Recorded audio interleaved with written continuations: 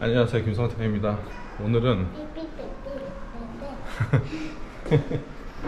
오늘은 아이를 데리고 여기 근처에 조그마한 동물원이 있다고 해서 아쿠아리움하고 같이 있는 곳에 왔습니다. 여기가 웅진 플레이 도시라는 곳이에요. 아빠는 못 봤는데, 아니 방금 전에 못 봤는데 지나갔다. 진짜?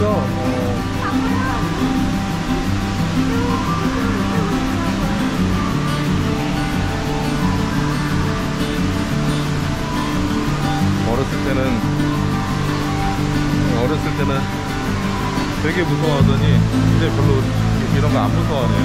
얘는 큰 물고기만 봐도 그냥 수술하시게 놀라더니 많이 컸나 봅니다. 여기 또 있다.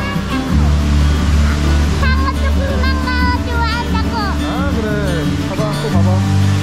야, 엄청 크다 이거. 우와.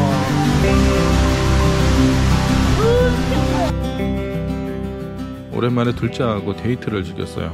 첫째는 학교에 갔고 영상 속 아이는 둘째 아이입니다. 첫째는 아주 어릴 때서부터 저하고 단둘이 참 많이 다녔는데 둘째는 잘 울기도 하고 한번 울면은 엄청나게 울어서 제가 어디를 혼자 데리고 다니기가 좀 어려웠었어요.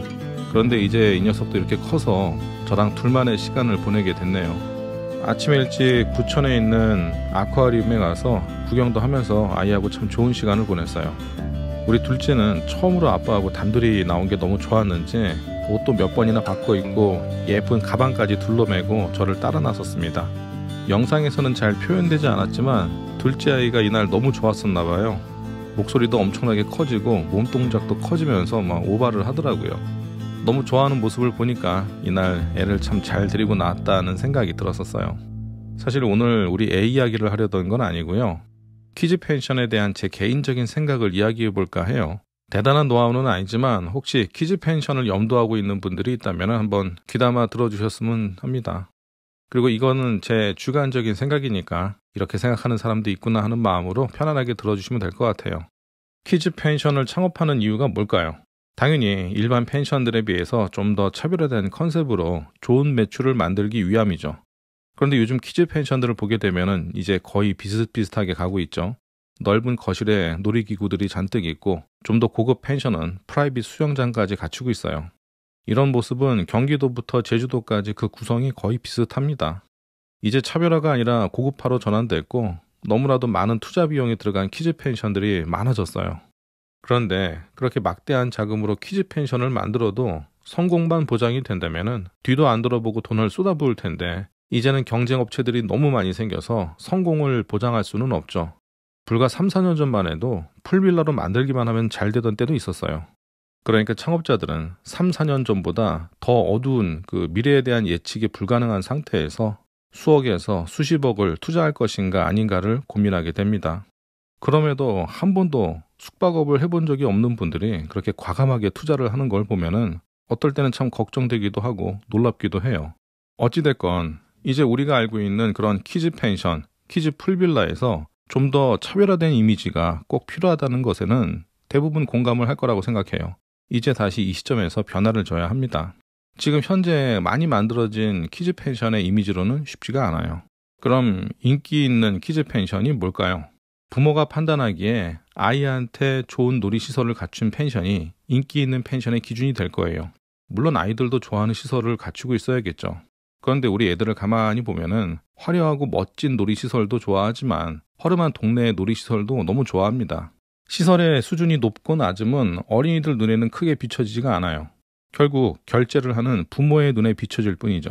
아마 아이가 있는 가족이 키즈 펜션을 몇 번 찾아다녔다면 분명히 더 독특한 컨셉을 찾을 겁니다. 엄마도 그렇고 아이도 마찬가지예요. 키즈 카페나 키즈 펜션을 많이 다녔던 아이들은 금방 비슷한 시설에 흥미를 잃더라고요. 이게 결국 재구매율이 크지 않은 형태의 펜션이 되는 건데 치열한 경쟁을 하면서 신규 모객을 하는 것도 참 쉽지 않아요. 수억에서 수십억이 들어가는데 매번 광고하고 모객 때문에 전전긍긍하면서 운영하는 것도 저는 바람직하지 않다고 생각합니다. 조금 전에도 이야기했지만 고객은 익숙해지기 시작하면 다른 걸 찾아요. 예를 들어서 키즈 풀빌라에 있는 수영장이 5m짜리를 이전에 사용했다면 그 다음에는 7m짜리 수영장을 찾는 게 아니라 다른 놀이시설을 찾을 거란 말이죠. 이를테면 글램핑 같은 것도 놀이로서 이용할 수도 있겠네요.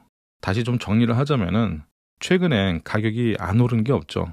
외식 가격이나 생필품뿐만이 아니라 고급 펜션의 경우도 객단가가 어마어마합니다. 그래서인지 요즘에는 가성비 있는 상품을 매력적인 상품이라고 여기는 상황이 됐어요. 그 바람은 여행에서도 불기 시작했고 여행 숙소도 가성비가 좋은 숙소가 주목을 받고 있어요. 얼마 전에 너무나도 큰 투자금으로 키즈풀 빌라를 창업하겠다고 저를 찾아서 컨설팅을 받은 분이 있었어요. 그분한테 현재 상황을 이야기하면서 요즘 여행업하고 숙박업이 돌아가는 상황을 이야기를 했습니다. 그리고 결국에는 투자 비용을 많이 낮춘 다른 형태의 컨셉을 전달해 드린 적이 있어요. 다행히 그분은 제 조언을 잘 받아들이고 새로운 컨셉의 숙소를 준비하고 있습니다. 이 영상을 보시는 분들도 만약 높은 투자가 돼야 되는 펜션을 준비하고 있다면 다시 한번 고민해 보는 것도 좋을 것 같아요. 펜션을 하지 말라는 게 아니라 좀 더 현실적인 투자를 하시라는 겁니다. 하지만 그럼에도 키즈 펜션이라는 컨셉은 참 매력적이죠. 잘만 하면 매출도 잘 나오고요. 만약 키즈 펜션의 컨셉으로 운영을 꼭 해야 된다면 막대한 투자가 아니라 아이들에게 놀거리를 더 제공해주는 그런 펜션을 만들면 어떨까 하는 생각이 들어요. 제가 이 늦은 나이에 어린아이들을 키우면서 보니까 결국에 아이들이 가장 원하고 좋아하는 거는 엄마 아빠와 함께하는 놀이더라고요. 우리 동네에도 키즈 카페가 참 많아요. 처음에는 그런 곳이 신기해서 그런지 그냥 풀어놔도 1시간은 놀았는데 이제는 점점 흥미를 잃어가는 것 같아요. 결국에는 제 손을 끌어당기면서 그림을 같이 그리자, 만들기를 같이 하자, 이런 식으로 저와 뭔가를 함께 하기를 원하더라고요. 그러니까 큰 돈을 투자하지 않아도 부모와 아이가 함께 할 수 있는 놀이를 많이 갖춘다면 키즈 펜션으로서 충분히 매력있고 또 가능성이 있지 않을까 싶어요. 제가 얼마 전에 부천에 있는 웅진 플레이도시라는 곳을 애들을 데리고 한번 가봤었는데요. 거기에 아이들이 할 수 있을 만한 거리들이 정말 많았었어요. 그 중에서는 슬라임 놀이를 할 수 있는 곳도 있었는데 그 슬라임 놀이 하나만 가지고 애들이 1시간 반을 놀더라고요. 테이블에 앉아서. 직원분들이 왔다 갔다 하면서 제품이 어떤 걸 넣어야지 슬라임이 묽어지는지 단단해지는지 이런 것들을 가르쳐주면서 아이들을 조금씩 챙겨주는데 마음 같아서는 저도 좀 배우고 싶더라고요. 대단한 노하우가 있는 게 아니었었거든요. 그런데 그런 거 말고도 아이와 함께 할 수 있는 거는 얼마든지 많이 있어요. 엄마 아빠하고 함께 음식 만들기, 벽에 그림 그리기, 벽에 붙이기, 슬라임 놀이, 찰흙 만들기, 목걸이 만들기, 어린이 미용놀이, 레고 만들기는 말할 것도 없고요. 그런데 도자기 체험 이런 거는 애들이 어려워서 관심이 별로 없더라고요. 이제 키즈 펜션을 하려면은 이런 것들까지 배워서 마치 호텔에 있는 키즈 클럽처럼 운영을 해야지 경쟁력이 생기는 펜션이 되는 날이 올 수도 있을 거예요. 물론 지금은 배워서 할 것까지는 아니지만 그래도 꼭 어린아이들이 좋아하는 공간에 찾아가서 한번 배워보고 경험을 해봤으면 좋겠습니다. 제가 다녀온 곳은 부천에 있는 웅진 플레이도시였는데 꼭 이런 곳이 아니더라도 주변에 있는 키즈 카페나 호텔 키즈클럽 같은 곳에서 벤치마킹을 할 수도 있겠네요. 그래서 저도 이번에 휴가차 애들을 데리고 태국에 갔을 때 5성급 호텔의 키즈클럽의 프로그램이나 운영 방식을 엿보느라 애들하고 계속 호텔 키즈클럽을 들락날락거렸었어요. 오늘 이야기는 참 여러 가지 내용을 담고 말씀을 드리는 겁니다. 최근에 가성비 있는 펜션이 인기를 끌고 있는 만큼 키즈 펜션의 방향도 가성비 있는 펜션으로 바뀔 수가 있으니까 준비하시라는 내용하고 항상 신중한 결정으로 투자를 하시라는 겁니다. 수억을 들여서 풀빌라를 15만 원에 판매하는 걸 보면 참 마음이 안 좋아요. 그 가격으로 낮추기까지 얼마나 마음이 무거웠겠습니까? 어찌 보면은 펜션 사업이라는 거는 인생의 두 번째 출발이 될 수도 있어요.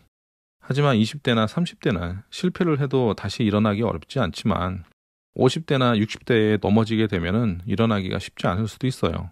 그러니까 항상 조심스럽게 그리고 깊게 고민하고 사업을 준비하시길 바라겠습니다. 요즘에 내년에는 건설 부동산 경기가 좋아진다고 하니까 예전 같지 않게 벌써 여러 문의도 많이 오고 활발해질 분위기가 느껴지더라고요. 그럴 때일수록 조심해야 되지 않나 싶어서 오늘 이렇게 생각나는 대로 몇 마디 해봤습니다. 오늘 이야기 잘 들어주셔서 고맙습니다. 제 이야기가 도움이 됐다면 구독해 주시고 계속 들어주시길 바라겠습니다.